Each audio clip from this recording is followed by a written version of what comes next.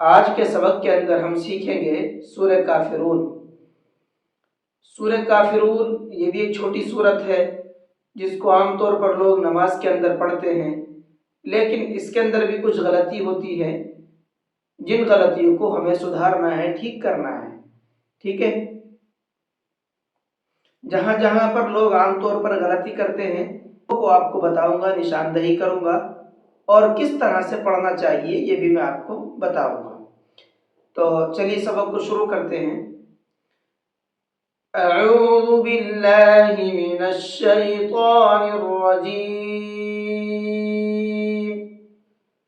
بسم اللہ الرحمن الرحیم، قل یا ایہا الکافرون۔ قل یہ بڑا قاف ہے، چھوٹا کاف نہیں ہے۔ یہاں پر چھوٹے کاف اور بڑے کاف کے فرق سے معنی اور میننگ بدل جاتے ہیں، اس لیے اس لفظ کو بہت دھیان کے ساتھ میں سنیے گا اور اس کو اسی طرح سے پڑھنے کی پریکٹس کیجیے گا جس طرح سے میں بتا رہا ہوں۔ بڑے کاف سے قل کے معنی آتے ہیں کہہ دیجئے۔ اگر آپ اس کو چھوٹے کاف سے پڑھو گے قل تو اس کا معنی آتے ہیں کھا لیجئے، تو دونوں میں فرق ہے۔ اس لیے اگر ہم اس کو پڑھتے ہیں قل یا ایھا الکافرون، اس کا مطلب ہو جائے گا کھا لیجئے اے کافروں، تو اس سے مطلب اور میننگ بدل جاتا ہے، اور اس میننگ کے بدلنے سے نماز کے نہ ہونے کا خطرہ رہتا ہے، اس لیے اس لفظ کو سدھاریے گا۔ یا ایھا، یا کے اوپر یہ چھوٹا مد ہے، اس چھوٹے مد کو 1 سے 3 الف کے برابر کھینچ کر کے پڑھتے ہیں۔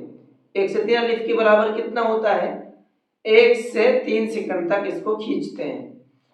لا اعبد ما تعبدون،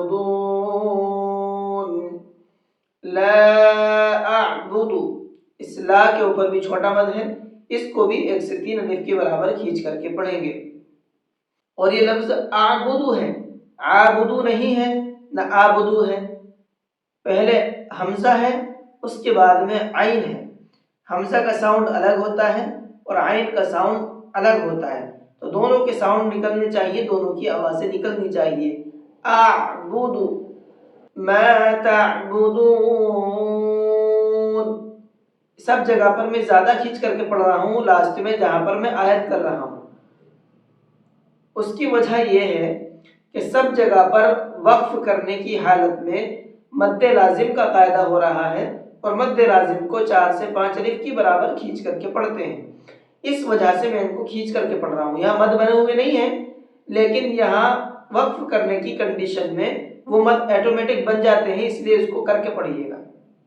وَلَا أَنْتُمْ عَابِدُونَ مَا أَعْبُدُ، وَلَا أَنْتُمْ، انتم کے اندر یہ نون ساکن ہے اور نون ساکن کے بعد میں تا ہے۔ تا اخفا کے حرفوں میں سے ہے، نون ساکن کے بعد میں اخفا کے حرفوں میں سے کوئی بھی حرف آتا ہے تو وہاں پر نون کی آواز کو تھوڑا سا ناک میں چھپا کر کے پڑھتے ہیں۔ یہ جو آواز کو میں ناک میں چھپا کر کے پڑھ رہا ہوں اس کا نام اخفا ہے۔ وَلَا أَنَا عَابِدٌ مَا عَبَدتُّمْ، وَلَا أَنَا، اس لفظ کو بھی دھیان کے ساتھ میں سنیے گا۔ انا، یہ جو قرآن کریم کے اندر انا کا لفظ آتا ہے وہاں پر یہ جو الف ہے یہ الف نہیں پڑھا جاتا ہے، صرف یہ انا کے لیے ہے، انا کے لیے بھی نہیں ہے اور انا کے لیے بھی نہیں ہے۔ صرف انا کا لفظ جہاں پر ہوگا وہاں پر الف نہیں پڑھا جائے گا، انا جلدی پڑھیں گے اس کو۔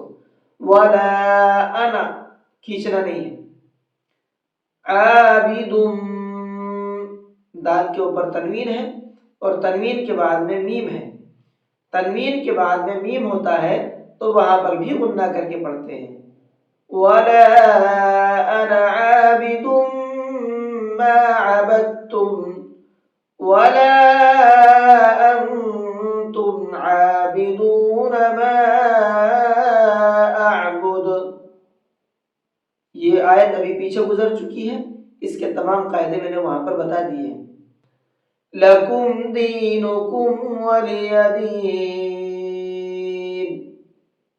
ولیہ، اس لفظ کو بھی لوگ غلط پڑھتے ہیں، ولیہ پڑھتے ہیں، ولیہ نہیں ہے، لام کے نیچے زیر ہے، لام زیر لی، ولی، ولیہ، اس طرح سے اس کو پڑھنا ہے۔ تو سورہ کافرون بھی آپ کی مکمل ہو گئی ہے۔ اس کے اندر جو پوائنٹ ہے جہاں پر لوگوں سے مسٹیک ہوتی ہے وہ میں نے آپ کو بتا دیے ہیں، کس طرح سے پڑھنا چاہیے وہ بھی میں نے آپ کو بتا دیا ہے۔ آپ ان تمام چیزوں کو نظر میں رکھ کر کے پڑھنے کی کوشش کیجئے، انشاءاللہ بہت ہی جلدی اور بہت اچھے طریقے سے قرآن کریم کو پڑھنا سیکھ جائیں گے۔ اچھا، اب اس کو پڑھنا کیسے ہے وہ بھی میں آپ کو پڑھ کر کے بتا دیتا ہوں۔ قل یا ایھا الکافرون لا اعبد ما تعبدون ولا انتم عابدون ما اعبد ولا انا عابد ما عبدتم ولا انتم عابدون ما اعبد لکم دینکم ولی دین۔ جی، تو اسی طریقے سے قرآن کریم کو پڑھنے کی کوشش کرتے رہیے، انشاءاللہ ایک دن بہترین قرآن کریم پڑھنے لگ جائیں گے اور پھر ہمیں قرآن کریم کے پڑھنے میں بھی مزہ آنے لگے گا۔ تو چلیے آج کے سبق کو یہیں پر ختم کریں۔ السلام علیکم ورحمۃ اللہ۔